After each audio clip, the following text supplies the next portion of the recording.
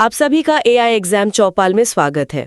आज हम लोग झारखंड के जनजातियों की परंपरागत शासन व्यवस्था पर एक गहन और विश्लेषणात्मक चर्चा करने वाले हैं। ये विषय जेपीएससी द्वारा आयोजित संयुक्त असैनिक प्रतियोगिता परीक्षा के लिए अत्यंत महत्वपूर्ण है। बिल्कुल। और आज हम एक बहुत ही दिलचस्प सवाल से शुरुआत करेंगे। क्या बिना पुलिस थाने और बिना किसी लिखित कानून के भी किसी गांव में अनुशासन और सुरक्षा बनी रह सकती है? ये तो सोचने वाली बात है। क्या आज के लॉ एंड ऑर्डर सिस्टम से पहले भी झारखंड में कोई असरदार सामाजिक नियंत्रण की व्यवस्था मौजूद थी? हमारी आज की चर्चा इसी के इर्द गिर्द घूमेगी। ठीक है, तो चलिए इसे समझते हैं। जब हम शासन व्यवस्था कहते हैं तो मेरे दिमाग में तो राजा, मंत्री, पुलिस, अदालत ये सब तस्वीरें आती हैं। लेकिन जनजातीय समाज में इसका मतलब क्या था? यही सबसे बड़ा फर्क है। देखिए, जनजातीय समाज में शासन का अर्थ नियंत्रण से ज्यादा संचालन था। संचालन मतलब मैनेजमेंट? हाँ, बिल्कुल। यह एक community driven social control system था, ना कि कोई स्टेट ड्रिवन एडमिनिस्ट्रेटिव सिस्टम। इसका मकसद समाज को बाहरी खतरों से बचाना और अंदरूनी झगड़ों को परंपरा के हिसाब से सुलझाना था। और खास तौर पर हम आज जिस ढोकलो शोहर व्यवस्था की बात कर रहे हैं, जेपीएससी प्रीलिम्स के लिए इसकी क्या उपयोगिता है? देखिए, जेपीएससी प्रीलिम्स में इस भाग से सीधे सवाल पूछे जाते हैं। पदाधिकारियों के नाम, उनके काम क्या थे, व्यवस्था की बनावट कैसी थी, इस पर तथ्यात्मक प्रश्न आते हैं। इसलिए हर बिंदु को ध्यान से समझना बहुत जरूरी है। तो चलिए सबसे पहले उस माहौल को समझते हैं जिसमें ढोकलो शोहर जैसी व्यवस्था ने जन्म लिया होगा। एक जनजातीय गांव का जीवन होता कैसा था? आप कल्पना कीजिए एक ऐसे समाज की जहां सब एक दूसरे से जुड़े हुए हैं। जीवन सामुदायिक है। मतलब मेरी समस्या सिर्फ मेरी नहीं, पूरे गांव की समस्या है। सही पकड़ा आपने। अपराध और विवाद व्यक्तिगत कम और सामाजिक ज्यादा होते थे।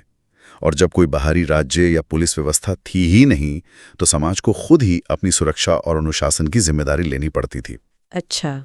इसी जरूरत ने इन पारंपरिक व्यवस्थाओं को जन्म दिया।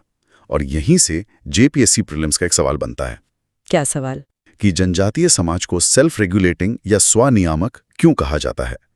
तो इसका कारण यही आंतरिक सामाजिक नियंत्रण प्रणाली है। बिल्कुल। अब आते हैं सीधे ढोकलो शोहर व्यवस्था पर। सबसे पहले तो ये नाम ही बड़ा अनोखा है। इन शब्दों का मतलब क्या है, ढोकलो और शोहर? ये खड़िया जनजाति की पारंपरिक शासन व्यवस्था है जो एक प्रोटो ऑस्ट्रेलॉइड समूह से आते हैं।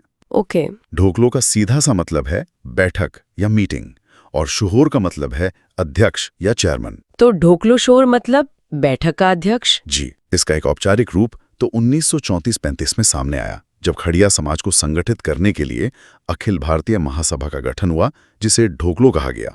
अच्छा, तो ये नाम तब ज्यादा प्रचलित हुआ। हाँ, लेकिन व्यवस्था सदियों पुरानी थी। इसका उद्देश्य समाज को मजबूत बनाना था, और ये कोई राजकीय संस्था नहीं थी, बल्कि सामाजिक और सामुदायिक सुरक्षा के लिए बनी एक प्रणाली थी। यानी एक बैठक और उसका अध्यक्ष। तो फिर इस पूरी व्यवस्था की बनावट कैसी थी?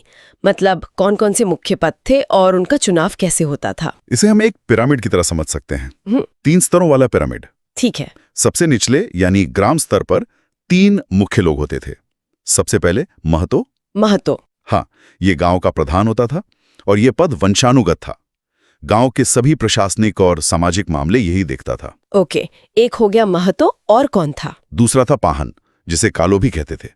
ये गांव का धार्मिक प्रधान था।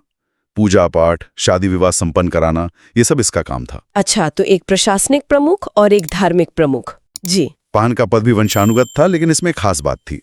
गांव वाले चाहें तो उसे हटा भी सकते थे अगर वो अपने काम से खुश नहीं है तो।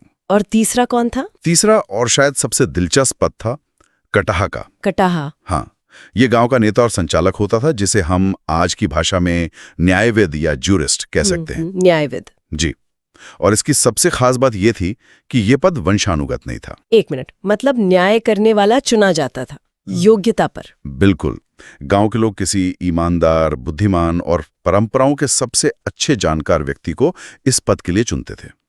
और ये सिर्फ अपने गांव का ही नहीं, बल्कि आसपास के 20-25 गांवों के विवादों को भी सुलझाता था। वाह, ये तो बहुत ही प्रगतिशील सोच है।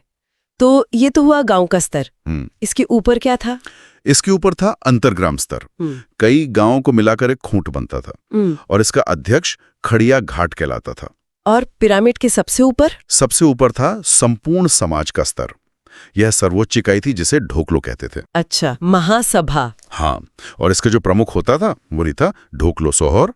उसे पूरे खड़िया समाज का राजा माना जाता था। तो क्या सारी ताकत बस उसी के हाथ में थी? नहीं नहीं, उसकी मदद के लिए भी एक टीम थी। जैसे लिखाकड़, जो सचिव या मंत्री का काम करता था। लिखाकड़, लिखने वाला। बिल्कुल। फिर था तिंजूकड़, जो खजांची या कोषाध्यक्ष का काम करता था। और एक दीवान भी था जो राजा का सलाहकार होता था। ये तो पूरी तरह से एक विकसित शासन प्रणाली लगती है। जीपीएससी के लिए ये नाम तो बहुत जरूरी होंगे। बहुत ज्यादा। मैच द फॉलोइंग में ये सीधे पूछे जा सकते हैं। पदाधिकारी का नाम एक तरफ और उसका काम दूसरी तरफ। यह संरचना तो काफी व्यवस्थित है। अब इनके प्रमुख कार्यों के बारे में बताइए। ये पदाधिकारी असल में करते क्या थे? इनके काम बहुत साफ तौर पे बटे हुए थे।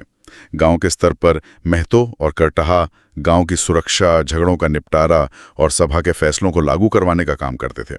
और पाहन? और पाहन का काम था पर्व त्योहारों की तारीख तय करना और सारे धार्मिक अनुष्ठान संपन्न कराना। और जो सबसे ऊपर था ढोकलो सोहोर, उसका क्या काम था? वो एक सर्वोच्च अपीलीय अदालत की तरह था।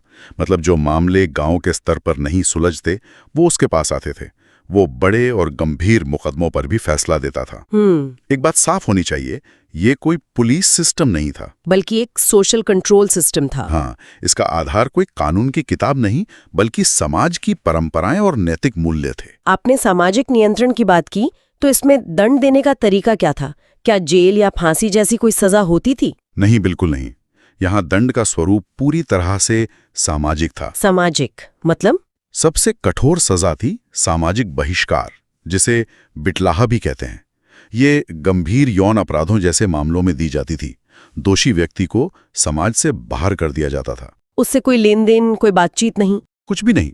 इसके अलावा आर्थिक दंड मतलब जुर्माना लगाया जाता था और छोटे मोटे अपराधों में दोषी को अपनी गलती मानकर पूरे गांव को भोज देना पड़ता था। भोज देना? ये तो बड़ी अजीब सजा है। इसके पीछे सोच बहुत गहरी थी। कलटाहा द्वारा भात भीतर नाम का एक शुद्धिकरण समारोह होता था, जिसके बाद व्यक्ति को समाज में वापस शामिल कर लिया जाता था। मतलब सजा का मकसद अपराधी को सुधारना और समाज में संतुलन बनाए रखना था, न कि सिर्फ उसे सजा देना। बिल्कुल। मॉडर्न लॉ से यही इसका सबसे बड़ा अंतर है। झारखंड में तो मुंडा, संथाल, उरांव जैसी और भी जनजातियां हैं। उनकी भी अपनी शासन व्यवस्थाएं हैं। क्या ढोकलो शोहोर का उनसे कोई संबंध था? हाँ, अच्छा सवाल है। खड़िया जनजाति की इस व्यवस्था पर मुंडा शासन व्यवस्था का प्रभाव साफ दिखाई देता है। कैसे? कुछ पद और संरचनाएं, जैसे पाहन का पद, ये मुंडा मान की व्यवस्था से मिलती जुलती हैं।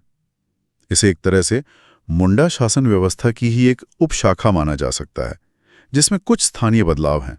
तो प्रीलिम्स में तुलनात्मक प्रश्न भी आ सकते हैं? हाँ, बिल्कुल आ सकते हैं। जैसे कि पाहन का पद किन किन जनजातीय व्यवस्थाओं में पाया जाता है। तो अगर हम जीपीएससी प्रीलिम्स की तैयारी कर रहे किसी अभ्यर्थी के लिए इस पूरी चर्चा को समेटें, तो सबसे महत्वपूर्ण बिंदु कौन से होंगे? बिल्कुल, ये सबसे जरूरी है। तो याद रखें, पहला, ढोकलो शोहोर मतलब खड़िया जनजाति की शासन व्यवस्था। ठीक है। दूसरा, यह कोई पुलिस या कोर्ट सिस्टम नहीं है, बल्कि एक सोशल डिसिप्लिन सिस्टम है। ओके। तीसरा और सबसे जरूरी, पदाधिकारी और उनके कार्य। ढोकलो सोहोर पूरे समाज का राजा, महतो ग्राम प्रधान, पाहन धार्मिक प्रधान और करटहा न्यायविद और शुद्धिकरण करने वाला, लिखाकड़ सचिव और तिंजुकड़ खजांची। ये नाम और गाम सीधे सीधे याद रखने हैं। और कुछ महत्वपूर्ण शब्द भी हैं। ढोकलो यानी बैठक, सोहोर यानी अध्यक्ष और भात भीतर यानी शुद्धिकरण समारोह। और सवालों का प्रकार कैसा हो सकता है? स्टेटमेंट बेस्ड प्रश्न आ सकते हैं। जैसे कथन दे दिया जाएगा कि करटहा का पद वंशानुगत होता है। अब आपको बताना है कि ये सही है या गलत। जो कि गलत है। बिल्कुल। असर्शन रीजन में भी पूछा जा सकता है। तो कुल मिलाकर ढोकलो शोहोर शासन व्यवस्था ये दिखाती है कि झारखंड का जनजातीय समाज लिखित कानून से नहीं, बल्कि सामूहिक चेतना, नैतिकता और परंपराओं से चलता था। बिल्कुल सही। और आज के लिए एक विचार करने वाला प्रश्न यह है कि इन पारंपरिक व्यवस्थाओं में महिलाओं की भूमिका इतनी सीमित क्यों थी? उनकी संपत्ति पर अधिकार क्यों नहीं थे? और वे पंचायत में क्यों नहीं बैठ सकती थी? इस पर सोचिएगा जरूर। यदि यह चर्चा आपको उपयोगी लगी हो तो चैनल को लाइक, शेयर और सब्सक्राइब करना ना भूलें।